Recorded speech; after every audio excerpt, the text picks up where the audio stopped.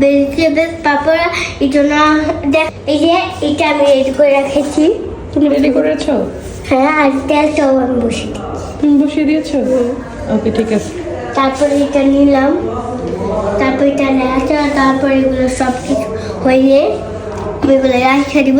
তারপর আজকে রাত্রের বেলা খিদা লাগছে সবাই, সন্ধ্যার দিকে। এই জন্য আমি কী করবো, তাই আমি পাপড় বানাচ্ছি। আজকে তো তাফা বলে দিল আমরা কি বানিয়েছিলাম। আসলে প্রতি বছরই এই সবজির পাকোড়াটা বানিয়ে থাকি বাসায়, আর অনেক বেশি মজা হয়। এখানে বিভিন্ন রকমের সবজি নেওয়া যায়। তো আজকে বাসায় বাঁধাকপি ছিল আর গাজর ছিল, এই দুটা দিয়েই বানানো হয় বেশি। এখানে চাইলে অনেকে ফুলকপি তারপর আরও শাকসবজি অ্যাড করতে পারে, বাট আমি এই দুইটা দিয়েই বানিয়ে থাকি। এখানে ভালো করে সবজিগুলা ধুয়ে ঝরিয়ে এর মধ্যে একটু মরিচের গুঁড়া, তারপরে হচ্ছে টমেটো সস, সয়া সস, আদা রসুন পেস্ট, তারপর ডিম আর ময়দা, কর্নফ্লাওয়ার, এগুলা পরিমাণ মতো আর কি সব কিছু দিয়ে ভালো করে মেখে নিতে হবে।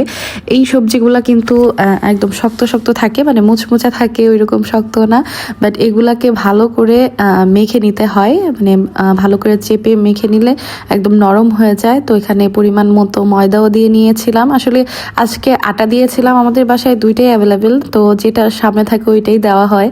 দুইটা দিয়েই করা যায়, অনেক বেশি মজারও হয়। কর্নফ্লাওয়ার দেওয়ার কারণে কিন্তু অনেক বেশি মুচমুচা হয়। তো প্রথমে আমি দুইটা দিয়ে দেখছিলাম যে তেলটা ঠিক আছে কিনা, মানে গরম হয়েছে কিনা। এরপর আমি বেশি করে দিয়ে দিয়েছিলাম। এইটা একটু লালচে করে ভেজে নেব। পাকোড়া বা যে কোনো ভাজার আইটেম কিন্তু নাস্তা হিসেবে অনেক বেশি ভালো লাগে। আর আমার মনে হয় যেসব বাচ্চারা সবজি খেতে পছন্দ করে না, তাদের জন্য কিন্তু একটা গুড চয়েস হচ্ছে পাকোড়া। এই পাকোড়াটা বানানোর পর বাচ্চা বড় সবাই বেশি খেতে অনেক বেশি পছন্দ করবে। শীতের সময় বিভিন্ন রকমের সবজি পাওয়া যায়, তো বাচ্চাদের বা বড়দের সবাই কিন্তু এটা খুব মজা করে খাবে। আর বেশি করে সবজি দিলে কিন্তু আসলে খেতে অনেক বেশি মজার হয়। এটা সস দিয়ে খেতে অনেক বেশি ভালো লাগে। আর বাচ্চারা কিন্তু এরকম ভাজা চিকেন ফ্রাই বা পাকোড়া সস দিয়ে খেতে অনেক বেশি পছন্দ করে। তো তফা এটা অনেক বেশি পছন্দ করে, আমাদের বাসায় সবাই পছন্দ করে। তো আমি ভালো করে ভেজে নিচ্ছিলাম, উল্টিয়ে দিয়েছিলাম, আর একদম লাল লাল করে ভেজে নেব। মোচমোচা হয়েছিল অনেক। আমি আপনাদেরকে শেষে সাউন্ডটাও শুনিয়ে দিব যে কতটা মোচমোচা হয়েছিল।